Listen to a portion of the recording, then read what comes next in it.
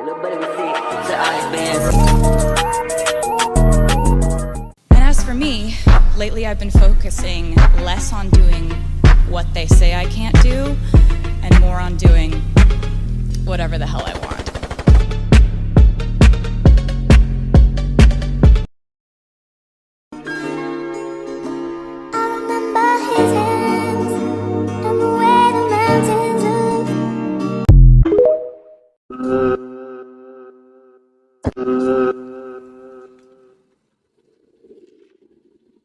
Son, you know, once you start, there's no going back. I know. This means total commitment. Once you begin the path, there is no leaving the path. Are you sure you're ready for that?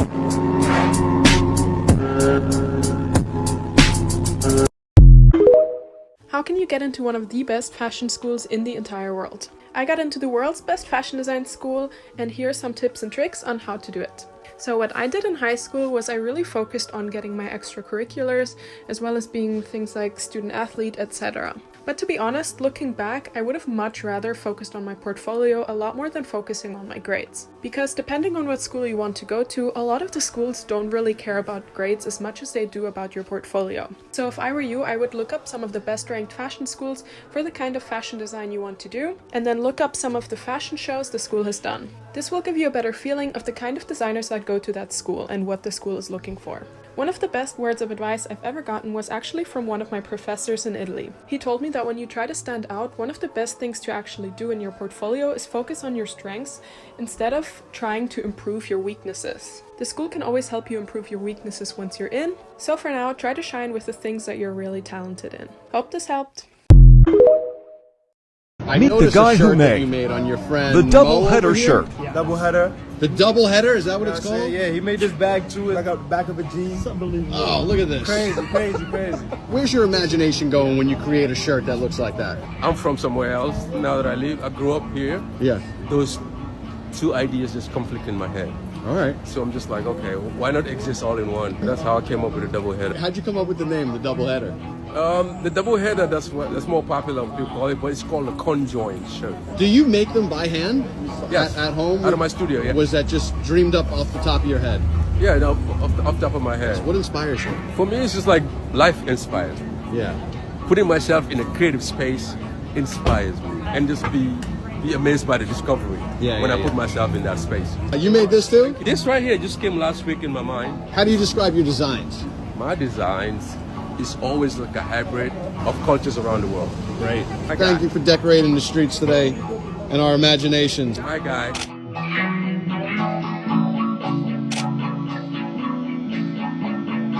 This is how my first semester. First I bought a water boiler, and then I went home and wanted to make some tea, but the water was white. What is going on, New York?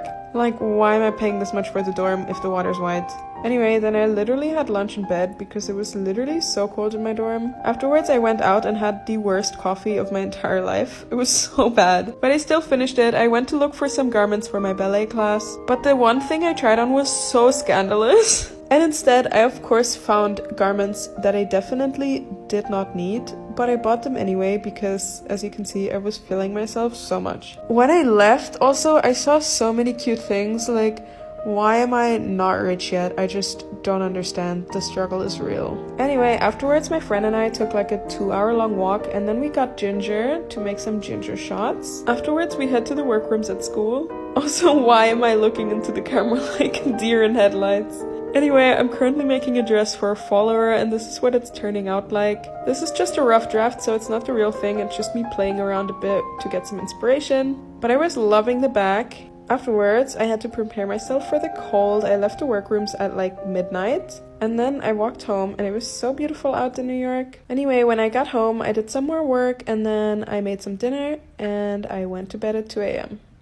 What's it like going to the world's best fashion school in New York City? Hi, it's Mira, and I'm back today with another episode of 24 Days of Fashion School Q&A. It all starts out with a very detailed and lengthy application. Depending on which major you apply for, you'll probably have to send in things like portfolio work and even do some projects just for the application.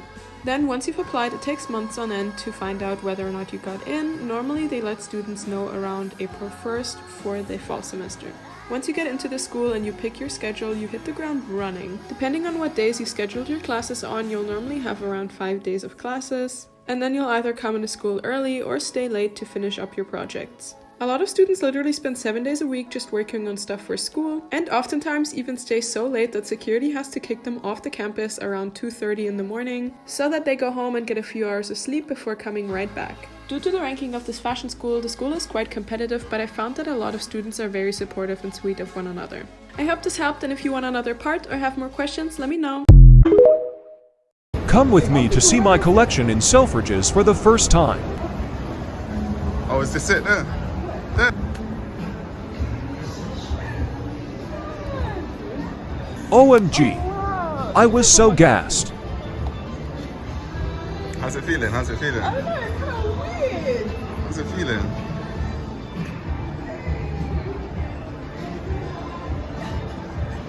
This is so weird. As you know, but you're right in Selfridges. I don't know what you do.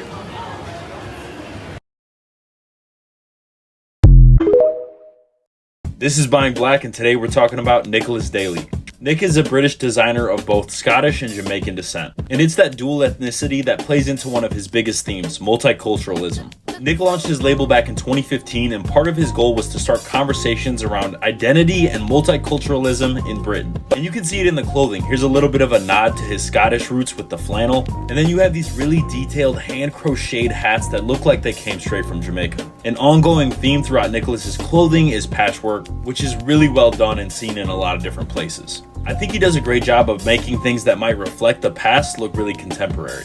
On top of that, a majority of Daly's pieces are made in either Japan or England, with anything from hand tie-dyes, crochet belts, to a fire Fred Perry collab. Out of the many brands I've covered, I'd say Daly's is one of the more unique ones, and it explores a side of fashion that brings about conversation, with pieces that really tell stories. Overall, just a really unique vibe. Peace. Black On. Men's fashion brands.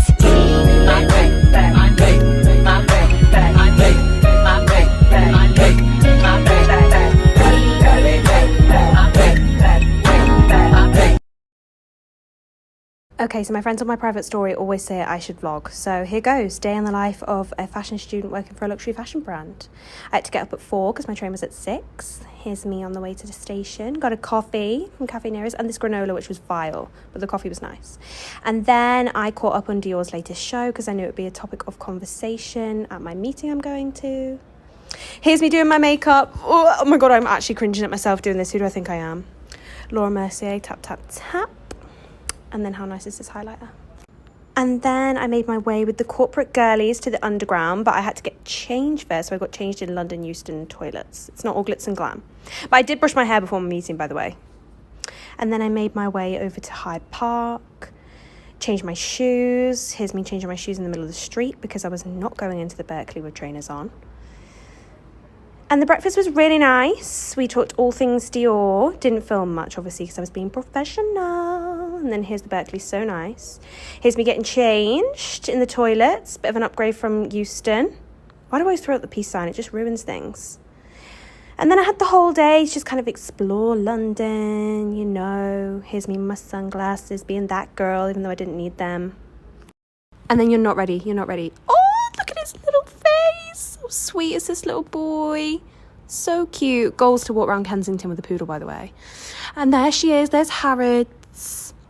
Went to see Dior. The VM never misses. Look how gorgeous this is. I love it. Then I went to the Christmas store because Harrods has a special place in my heart at Christmas. My parents used to take me here every year to the grotto, so I got them a bauble.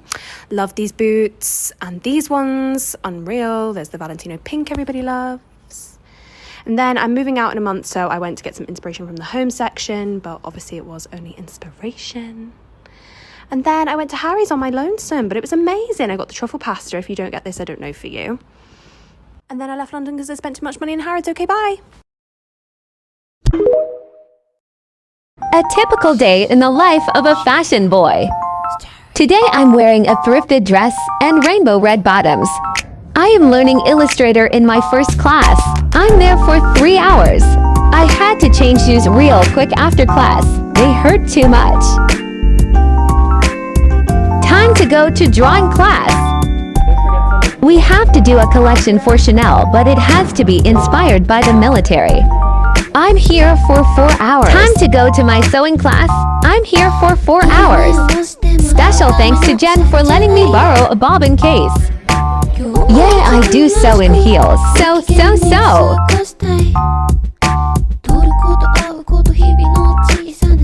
Good night. I never knew you could make a living off of your art as a 12-year-old. So today I hosted my first sewing workshop ever. This is Christian and he's a 12-year-old from Greenwich, Connecticut. We went over the basic fundamentals of sewing, gathering inspiration, overcoming obstacles, and so much more. Christian helped me sew 2 bags for himself. He's a really fast learner. His chicken and waffles was bussin'. Mom was really happy. I believe that we should all chase our dreams. Would love to hear your thoughts. So I'm going on a trip and I decided I'm going to make some of my clothes. So this is my design. And I found this really cool shirt at the thrift store. It's also going to be inspired by that shirt. So I got to seam ripping and then marking and cutting what I want the garment to look like. And then here are my pattern pieces, and here are the ruffles I'm adding. This took me about 3 days from start to finish, and this is the final product. And I'm so in love with it. I took the leap of faith to become a fashion designer at the end of high school. I actually gave up my basketball dreams to do it because my fashion drawing teacher in high school saw a lot of potential in me and told me to apply to FIT. I got my bachelor's in production management, which is a business major, but I invested in a sewing machine and I learned how to sew by taking old garments apart and resewing them again. Spent a lot of time asking my peers questions, making a lot of mistakes, and buying pre-made patterns. Follow me for more. I'm sorry, I just need 1 minute to make sure I look good. Do you think I look good, Mr. Armstrong?